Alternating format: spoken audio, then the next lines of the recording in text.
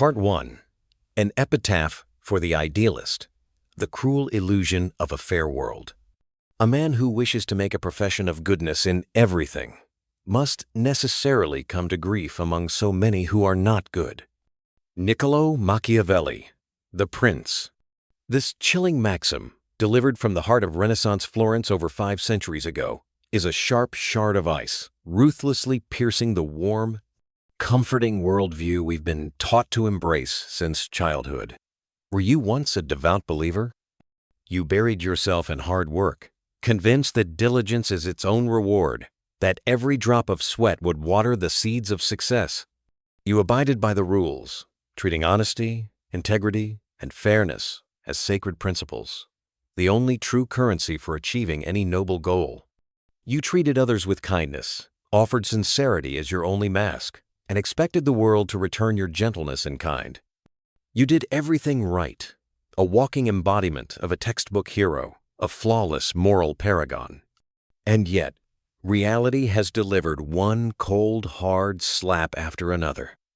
You watch as the colleague who masters the art of flattery and stages a brilliant performance of competence snatches the promotion that should have been yours, while their actual skills don't even measure up to half of yours. You see the true workhorses, the ones who silently burn the midnight oil to push a project forward, relegated to the dimmest corner at the victory celebration. Meanwhile, basking in the spotlight, accepting the applause and accolades, is the smart one, the one who knew precisely how to claim credit, how to masterfully package the team's collective effort as their own singular triumph. You courageously point out a problem, offer a constructive critique, only to be branded as lacking emotional intelligence, disruptive, or a troublemaker, and are slowly pushed to the periphery. The ones who know how to paint a rosy picture and hide the bad news are praised for their big-picture thinking and loyalty. This feeling of betrayal by reality is like a dull blade, sawing back and forth on your heart. It brings more than just disappointment. It's a profound foundation, shaking confusion and disillusionment. You begin to question everything. Is the world truly the logical cause and effect system you believed it to be? Why has your goodness become the heaviest shackle on your ankle? Why is your integrity seen by others not as a virtue, but as a naivety to be exploited? Friend, allow me to tell you a brutal truth. You are not losing because you are stupid, nor because you lack skill or drive. The root of your failure is this: you have been playing the wrong game. You thought you were in a match of chess, a contest of skill and virtue where every move is made in the open, according to universally accepted rules. But the real battlefield is a dark, smoke-filled room of Texas Hold'em. Everyone else is wearing a mask, hiding their cards, and the table is rife with bluffs, psychological warfare, and merciless betrayal. You, the player who laid all your cards on the table from the very first hand, were doomed from the moment you sat down. You weren't just defeated in a competition.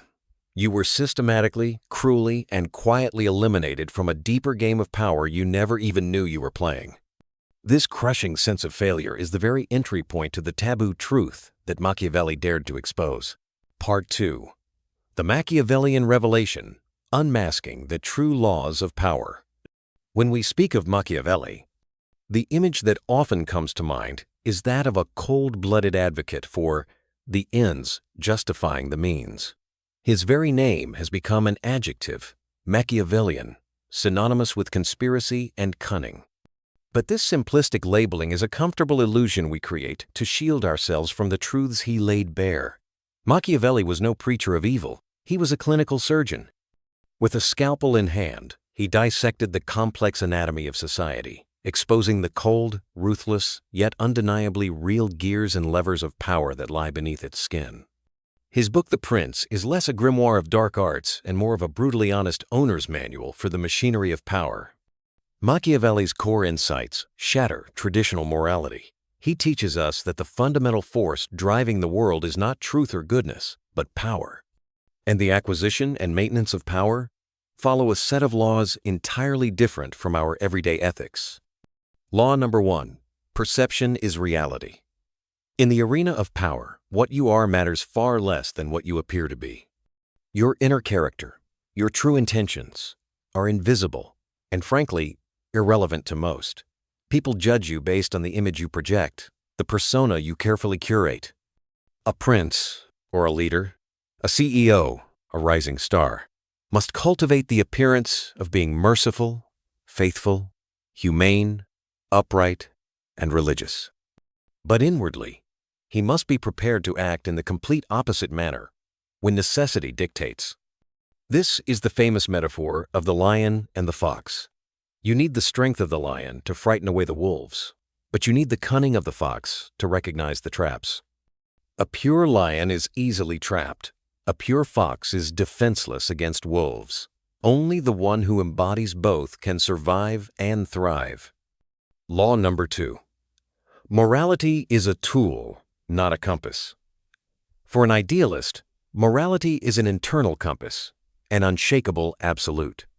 But for the Machiavel, morality is a magnificent cloak that can be worn or discarded at will. It's a stage prop.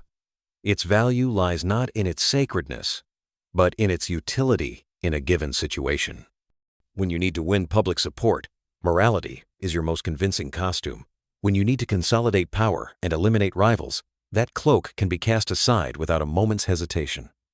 Virtues like kindness and generosity are, in Machiavelli's world, strategic investments. They are luxuries one can only afford after survival and power have been secured. In the face of an existential threat, any moral constraint is a fatal liability. Law number 3. It is better to be feared than loved. This is one of the most controversial and chilling tenets of The Prince. Machiavelli soberly analyzes, love is preserved by the link of obligation which, owing to the baseness of men, is broken at every opportunity for their advantage. But fear preserves you by a dread of punishment which never fails. He doesn't advocate for wanton cruelty, but for a calculated, controllable sense of dread. A leader who rules by love alone builds his authority on a fragile foundation, easily shattered by the ingratitude of his followers. But a leader who understands how to wield fear, who makes the consequences of betrayal crystal clear, will find his rule far more stable. Of course, he also warns that a prince must avoid being hated, for hatred breeds a reckless desire for revenge. The key is to strike that delicate balance, to be feared, but not hated. These laws sound cold, ruthless, and perhaps they go against everything you've ever been taught.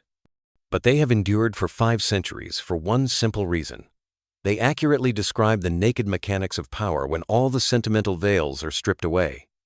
Machiavelli didn't invent this game. He was just the first one brave enough to write down the rules and hand them to you. Part 3. Masters on the World. Stage Machiavelli in the real world. Theory can feel abstract, but the real world is filled with figures who, standing at the pinnacle of power, are living testaments to Machiavellian principles, whether they practice them consciously or not. Their life stories provide the most vivid and irrefutable illustrations of these ruthless laws. Case study number 1. Steve Jobs, architect of the reality distortion field. To the public, Jobs was the personification of innovation.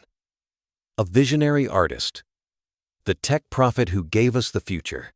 His image was that of a hero in a black turtleneck, brimming with passion. This was his masterfully constructed perception. But inside Apple, the stories told by those who worked with him paint a different picture. He was famous for his reality distortion field, a mix of charisma, unshakable confidence, and sheer force of will that could convince anyone that the impossible was, in fact, achievable. This was the ultimate application of perception is reality. He wasn't just stating facts, he was creating a new reality that everyone was forced to believe in. In his management style, Jobs was notoriously ruthless. He would publicly humiliate employees, take credit for others' ideas, and sacrifice any personal relationship for the sake of a perfect product. He was cold, calculating, and at times, cruel. By any traditional moral standard, these are the actions of a bad man. But through a Machiavellian lens, they were the necessary steps to achieve his ultimate goal, to build a technological empire. He used the ferocity of the lion to clear out what he deemed to be mediocrity, and the cunning of the fox to position himself as the singular soul and savior of Apple. His success was not built on his personal goodness, but on his profound understanding of human psychology and his unflinching use of power. Case study number 2. Vladimir Putin, the geopolitical chess master. Putin's rise and long-standing rule is a modern-day textbook case of Machiavellian strategy. He ascended from a KGB agent to the absolute peak of power, not through gentleness or democratic debate. He deeply understands that fear is more reliable than love. Domestically, he used an iron fist to consolidate power, crush opposition, and build an aura of unchallengeable authority. He maintains a stranglehold on the media, carefully crafting his image as a strong man and delivering a consistent narrative of stability above all. This control of perception allows him to maintain high levels of support even in the face of immense internal and external pressure. On the international stage, Putin operates as a cold realist. His actions are dictated by calculated national interest, not by abstract international morality. He knows when to display the strength of the lion and when to employ the cunning of the fox through diplomacy and information warfare. He makes his adversaries fear him and find him unpredictable, thereby giving him the upper hand, regardless of how one judges his actions. From a Machiavellian viewpoint, he's a pragmatist playing a high-stakes game where, often, morality is the first casualty. Case study number 3. Otto von Bismarck, the Iron Chancellor, and Realpolitik. Rewind to the 19th century. The unification of Germany was largely the work of one man, Prussian Chancellor Bismarck. His infamous iron and blood speech. The great questions of the day will not be settled by speeches and majority decisions, but by iron and blood is a direct echo of Machiavellian thought. Bismarck disdained the liberal parliamentary politics of his time as useless chatter.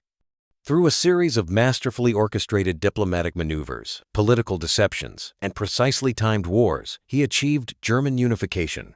He lied to allies and betrayed promises, but he won his nation tangible power and a dominant position in Europe. He was no moral saint, but he was an undeniably successful nation builder. These cases reveal a core truth.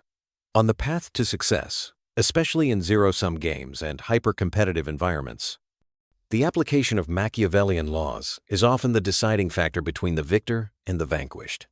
These figures were not born evil, but they understood that to achieve great things, sometimes one must get their hands dirty. Part 4.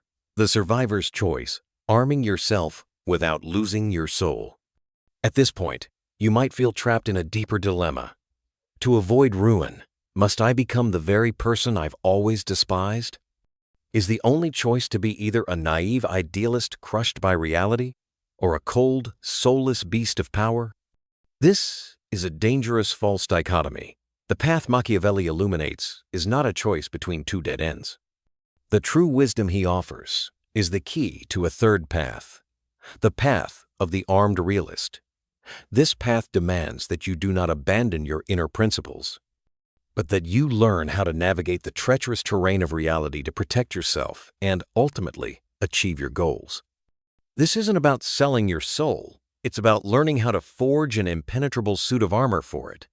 Visual. A figure stands inside a transparent glass box, surrounded by countless leering, screaming faces.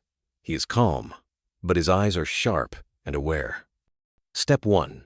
Master strategic ambiguity. You do not owe everyone your complete, unfiltered truth.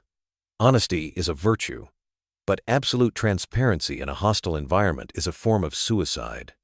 Learn to protect your true intentions, your vulnerabilities, and your ultimate plans. When dealing with rivals or untrustworthy parties, present the face they need to see. This is not hypocrisy. It is tactical self-preservation. Your core values are the sanctum of your inner temple. You are not required to open its doors to every passerby. Step 2. See motives, not morals. Stop judging people with the simplistic labels of good or bad. That is a child's view of the world. In the adult world, actions are driven by a complex web of self-interest, fear, desire, and ambition.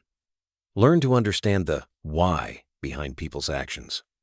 Once you can see the interests that motivate them, you can better anticipate their moves, counter their strategies, and even align their interests with your own. Step 3. Weaponize your virtues. This sounds harsh, but it is essential. When you need to rally allies, use the language of morality and justice. Frame your goals as a noble cause. This is how you tap into the powerful currents of human emotion. Your kindness and empathy should no longer be a free resource for others to drain, but a strategic asset you deploy to build your reputation and influence. Displaying them at the right time makes you appear both powerful and noble. Step 4. Know when to break the rules. The most formidable players understand that rules are made by the powerful to control the masses. They know that at decisive moments, an unexpected, rule-breaking move is what changes the game. This requires immense wisdom and courage, and it comes with great risk. But a life spent slavishly following every rule is a life destined to be outmaneuvered by those who dare to break them. Final visual. A figure rises from the dark, contentious chessboard. He walks toward a distant horizon that, while cloudy, has light breaking through. In one hand, he holds a mask. In the other, a small, protected flame, representing his conscience. So, let us return to the first question. When the world does not reward your goodness, what do you do? The answer Machiavelli provides is not about good versus evil. It is about survival versus ruin, wisdom versus naivety. The choice is yours. Will you remain the unarmed, good person, destined to be consumed by the harsh realities of the world, left to lament the injustice of it all as you are cast aside? Or will you face the world as it truly is, don the necessary masks, and wield the weapons of strategy to first become a survivor? Because only the survivor gets to change the rules of the game. Only when you are in a position of power can you afford to protect true goodness and realize your noble ideals. Otherwise, your virtue is nothing more than a delicate dessert on the banquet table of the powerful easily consumed and quickly forgotten. So, forget the fairy tales. Learn to see the entire board. Learn to be both the lion and the fox. This is not a call to abandon your humanity, but a guide on how to be a good person who can actually survive and ultimately win in a world that is anything but. What is your move?